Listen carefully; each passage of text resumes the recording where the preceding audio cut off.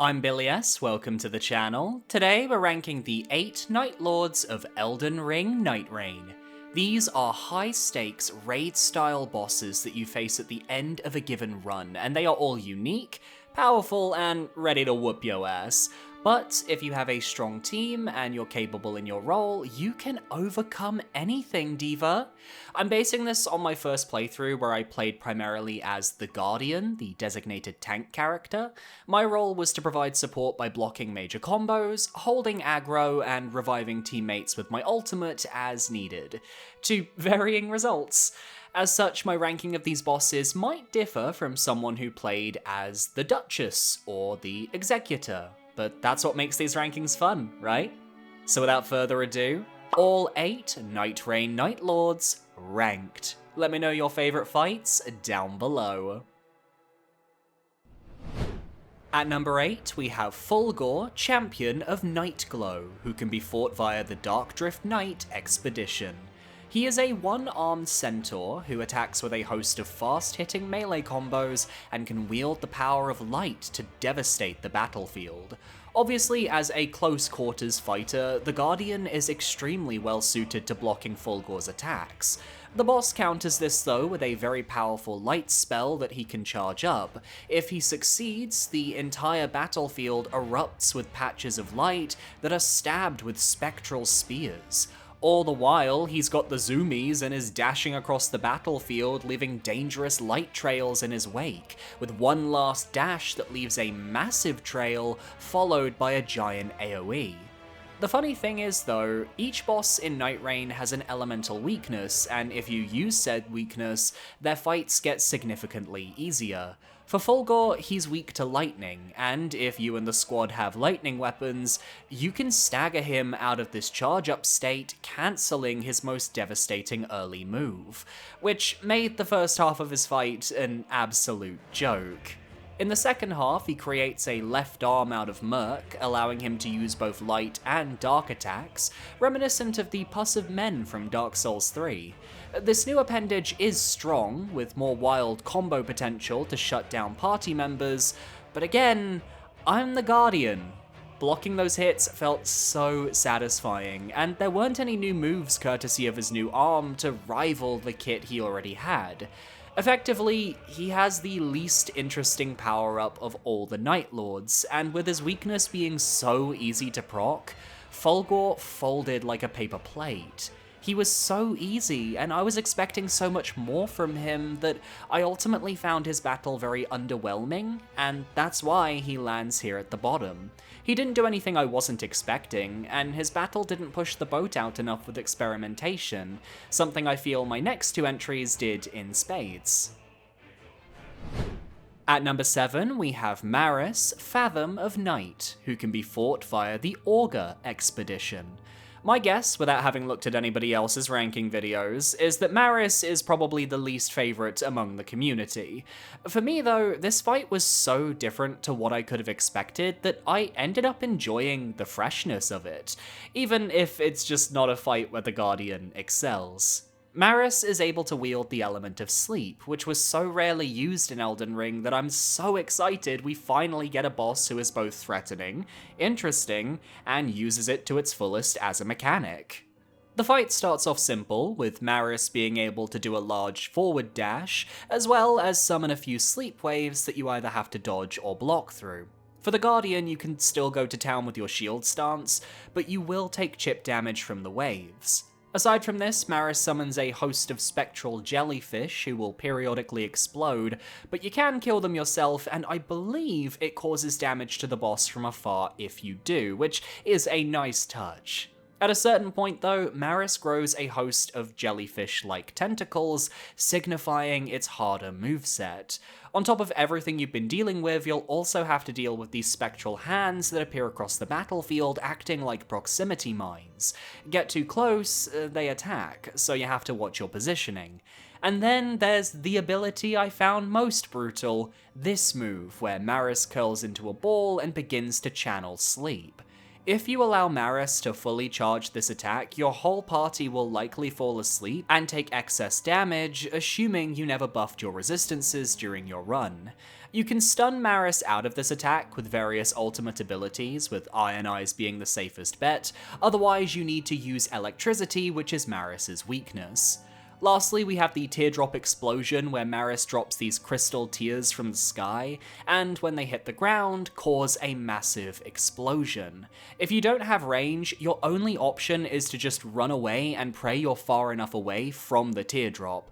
This is the run killer. Most people will die because they didn't have the DPS to destroy the drops in time, but it's also frustrating because I don't think I successfully outran the projectile once in my playthrough, which makes it feel more like a punishment for picking a Nightfarer that doesn't have good ranged capabilities.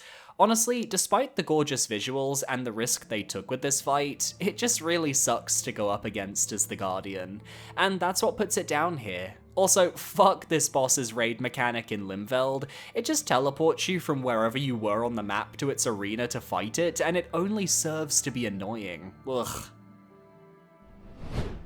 At number 6, we have Noster, Wisdom of Night, who can be fought via the Sentient Pest Expedition. Another fight I suspect many will dislike. I really enjoyed my time with Noster, as the dynamic of there being two bosses tied to one health bar makes a lot of sense for multiplayer. The Moth is an aerial opponent who often stays out of reach, preferring to pepper you with poison sprays and magic rains from afar, while the Scorpion are the Shears, a lumbering brute who can cut you up and snap you with its claws. At certain intervals, the Scorpion will harden its skin, becoming near invulnerable to attacks, while the Moth will fly down to ground level so that you can instead focus on it. We didn't realize this at the start of the fight and kept hitting the skeleton, but as we got further in, the gameplay loop began to click. Avoid the deadly poisons of the Moth, hurt the Scorpion when he's vulnerable, and switch targets as needed. Though Noster's poison does have a special effect that makes it very important that you don't get poisoned, because you simply can't cure it like a regular status. Instead, something grows on the back of your character's neck that your teammates have to hit to heal you. It's pretty brutal to look at, though I found this not to be a big problem in the long run here. I wasn't poisoned as much as I thought I would be in this fight. Half health, the Moth lands on the Scorpion's back, where it will stay until the fight is over, and now they become a deadly tank, hell-bent on destroying everything in their path. With Noster spreading its poison around the Scorpion, your openings become more vital than ever. I found it best to stick behind the boss if somebody else held aggro, with the only real danger being Noster's orbital laser attack that it can use throughout this phase. Its main new attack, though, is a charge, where the boss will target a single player, and the Scorpion will scrabble towards you, while the Moth shoots you with magic projectiles at the same time. It's literally like watching a truck barrel towards you, like the one from Final Destination 2. You can tell this was very early for my Nightreign playthrough, as I opted to sprint to the side instead of just shield stancing my way through the attack, something I would certainly change about my gameplay now. But I still managed to beat Noster on my first attempt with an Iron Eye and a Wilder. It may not be the most groundbreaking battle in the game, but I like the way it plays with poison and magic, and I think the music is gorgeously ethereal, matching the beauty of the Moth itself. At number 5, we have Adel, Baron of Night, who can be fought via the Gaping Jaw Expedition. The first of 2 roadblocks I faced during my time with Nightreign, I got very intimate with Adel and his gravity-defying electric moveset. After all, this was the boss where I truly learned how the Guardian's passive ability worked, as I'd sorta lucked my way through Gladius's fight prior, but Adel is a tough foe, with arguably more widespread AoEs than any of the other early bosses, and it makes him a real challenge. I love his design, seemingly a callback to the Gaping Dragon with the torn open jaw and the sheer level of body horror elements. He's weak to poison, which you can use in the first half of the fight to stagger him into puking it back up. This does mean staying at his front is a risk though, as you'll end up in the poison pool, but everywhere else is fair game. A majority of his early attacks involve him using his massive form to just snap and charge at you, with the challenge I faced as the Guardian being that whenever he wasn't aggroed onto me, I could never catch up to this guy. His movement is so fast, and I kept using Surge Sprint to close the distance, only to then have no stamina to actually make any attacks. It was tough reteaching myself to just run normally with the circle button, but it works wonders for these more mobile bosses. And if you get a relic that draws more aggro onto you, you have even less work to do as the Guardian. I can tell most of his attacks can be shield stance blocked, but you still have to watch out for his grab, which can catch us off guard if we're not careful. Phase 2, his Gravity Lightning takes center stage with a massive purple AoE that you have to run from, lest you get blasted back by his newfound power. Then you have to dodge a series of purple sparks, where lightning will soon strike, followed by an air dive and expanding floor AoE that I'm not sure if you can jump over, but it kind of feels like you should be able to. As Guardian, I assume I can tank a lot of the attack with stamina management, but I just prefer to play it safe and run.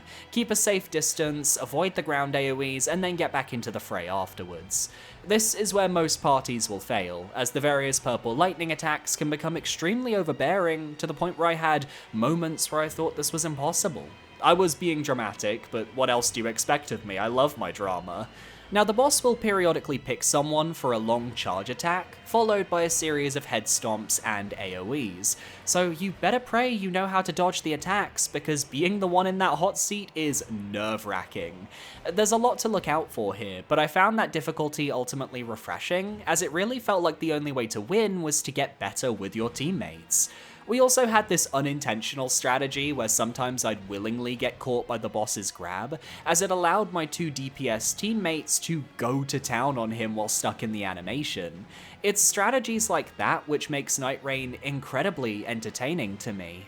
Yet I imagine with a different Nightfarer that wouldn't work as well, as I was always playing with the character with the most HP. Ultimately, Adel became a war of attrition on my winning run, with him taking heavy hits and our party requiring quite a few resurrections. But coming out on top was perhaps the most satisfying victory I had in Nightreign. Like, yeah, I still had 4 bosses I prefer, but that doesn't change the electricity going through my body when I saw Nightlord felled after Adel went down. At number 4, we have Gladius, Beast of Night, who can be fought via the Tricephalos expedition. The first Nightlord of the game, we're all familiar with Gladius thanks to his appearance in Nightreign's network test a few months ago, and in the full game, his fight works exactly the same. He's a 3-headed flame Cerberus who wields a chained sword that he can whip around to strike faraway enemies, and that is just incredibly cool. I love sword fighters who can somehow battle at range, and Gladius takes it to a whole new level. The majority of his moveset is pretty basic admittedly though, with some sword swing combos, some biting combos, and some pounces. He can create fire with the sword by slamming it into the ground and tearing it back out, which harms players too close to the boss. But for me, his most deadly attack is his regular fire breath. It hits incredibly hard, and even for the Guardian who can technically block the attack, you're still taking chip damage, so eventually you will end up dying if you just block forever. This leads into the main challenge of the fight though, when Gladius splits into 3 separate beasts, with one being aggroed to each Nightfarer. You'll each have your own smaller Gladius to take care of, using the same moveset from before, but every now and then, one player will be marked and have all 3 wolves swarm them. So you have to play carefully, and if you're like me, try to draw some aggro. Gladius is mainly brutal at the start because you don't have a lot of good relics to rely on to buff your character with permanent stats, nor do most players have the skill at the game that you gain from experience with the other Nightlords, as Gladius is basically the tutorial.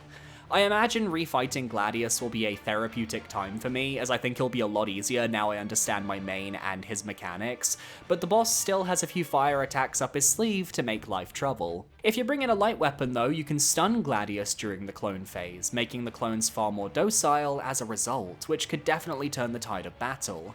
Gladius is just a really solid first fight, not too difficult, but with enough spectacle that you still feel like fighting him is memorable.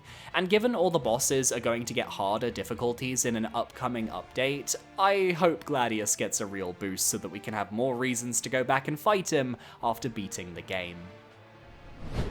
At number 3, we have Caligo, Miasma of Night, who can be fought via the Fissure in the Fog expedition. This is Nightreign's signature dragon fight, an ice dragon that makes Borealis of the Freezing Fog look absolutely pathetic by comparison. First up, though, the music. I have to talk about how absolutely stunningly gorgeous Caligo's theme is, easily my favourite of the Nightlords, for its ability to capture the grand nature of a dragon fight, while also representing the calm and serene nature of the element of ice. That piano, ugh! The way it quietens down as the boss roars up into the sky, conjuring fog and causing the phase change I'll get into later, before launching into a majestic chorus, it sends shivers down my spine, while also making me feel sad that I'm killing Caligo. Soma Tanizaki, take a bow, you deserve it for composing this track. Now the first phase is fairly standard dragon fare. Caligo has a variety of ice breath attacks that cause frostbite buildup, one that shoots outwards in a cone, one where she sweeps from right to left, and one where she shoots beneath her feet to hit any Nightfarers hiding beneath her. I love her tail attack where she charges up her tail with ice and slices it towards whoever she's aggroed to. It's a nice change of pace from the usual tail swipes we see on dragons, and she has a bunch of melee and flying attacks that you would expect. Caligo really comes into her own when she transitions to phase 2. She launches a howling cry into the skies, flying upwards and conjuring a dense fog, which is then followed by one of two attacks. Either she begins drawing towards herself, which signals you need to approach her and hide behind one of her ice pillars to avoid the incoming arena-wide AoE, or you hear a crackling sound, in which case you need to run to the edge of the arena as she freezes the very skies above you and drops it down, crushing anyone caught in the blast with this gorgeous glacial effect.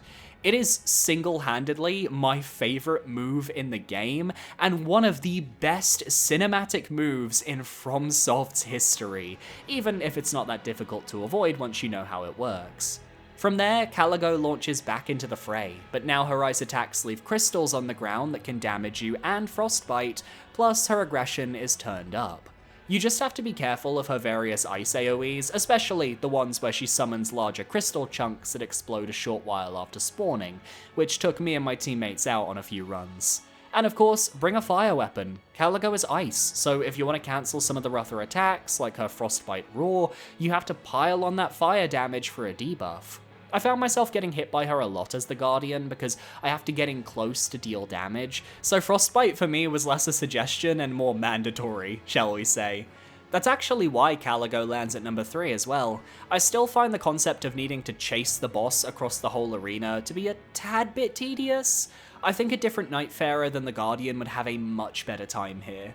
Still, I can definitely see Caligo moving up in my rankings if you ask me a few months down the line, and I definitely consider this boss a top 3 dragon fight in the series. Once the recency bias has calmed down, we can talk seriously about whether it deserves a top spot. At number 2, we have Hailster, the Nightlord, who can be fought via the Night Aspect Expedition. This is the final boss of the game, and I was really waiting for that traditional sword versus sword style fight to bookend the experience. The closest we got was Fulgor, and you all know how I feel about him. So Hailster said, how about I bring 3 swords to the function, one for each Nightfarer on your team, including what looks like a dark moonlight greatsword? And guess what, Mimi? I beat him on my very first try. That is what I call a satisfying conclusion.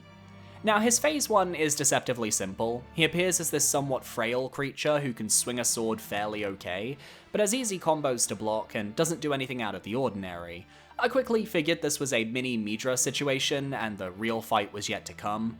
The other Guardian on my team for Hailster though, I don't think he blocked enough attacks, because he was hurting for Crimson Tears come phase 2, to the point where I was thinking, can we actually do this? Spoilers?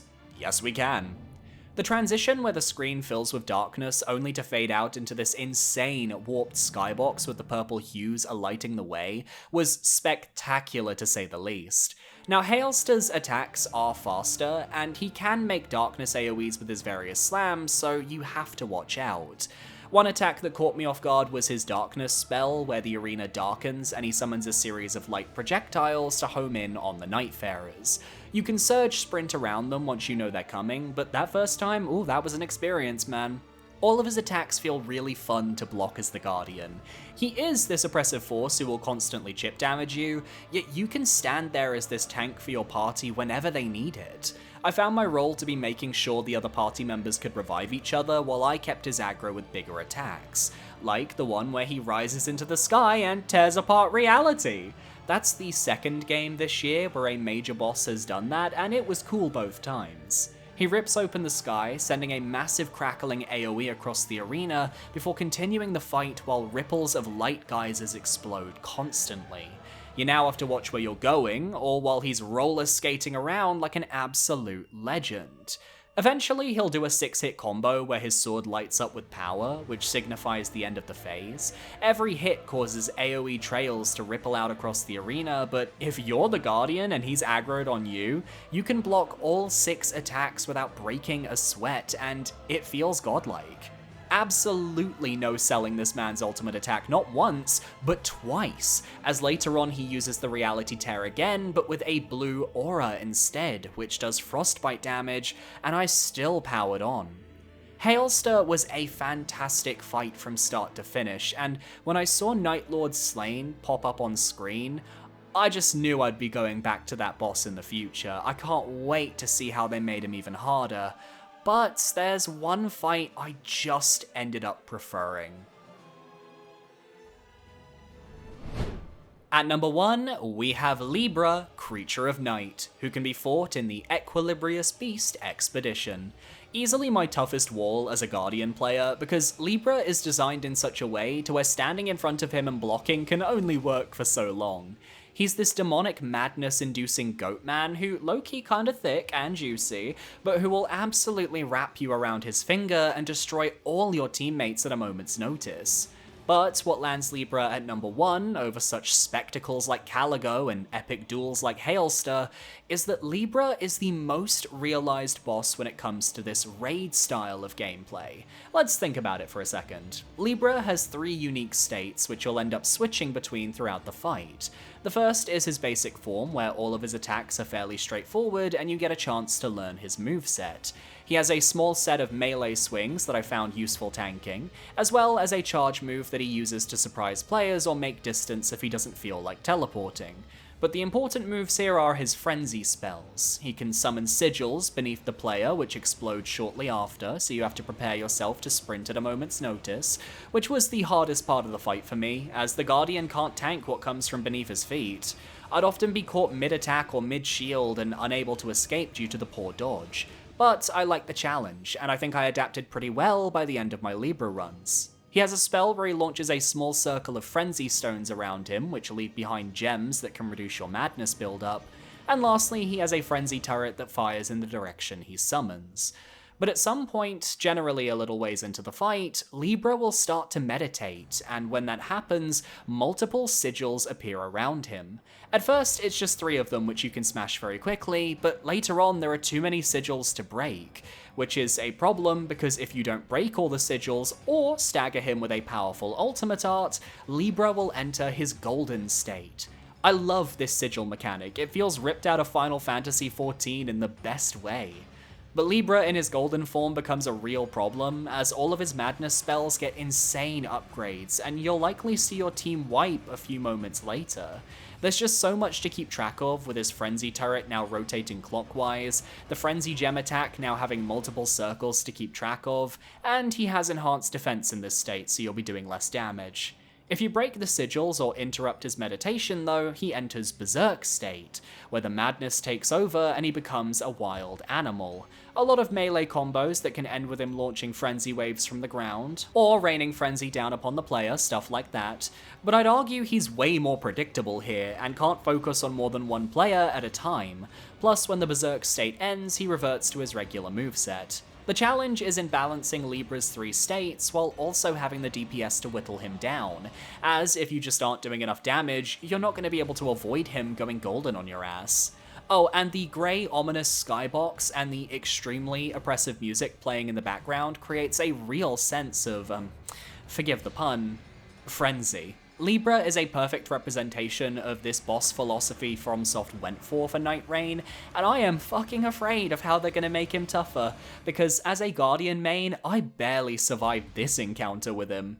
My favorite fight in Nightreign, easily. And that's my list. Which fight is your favorite in Nightreign, and who did you main? Let me know down below, and be sure to parry that subscribe button so you can stay up to date on all my future videos. You can follow me on my social medias, either Twitch or Blue Sky, best places to go. And I want to give a shout out to my YouTube channel members for supporting me for another month. It's $4.99, you get a shout out in the description at the end of videos, and you get sometimes special little Let's Plays. So thanks for tuning in, I'll see you guys next time. Adios.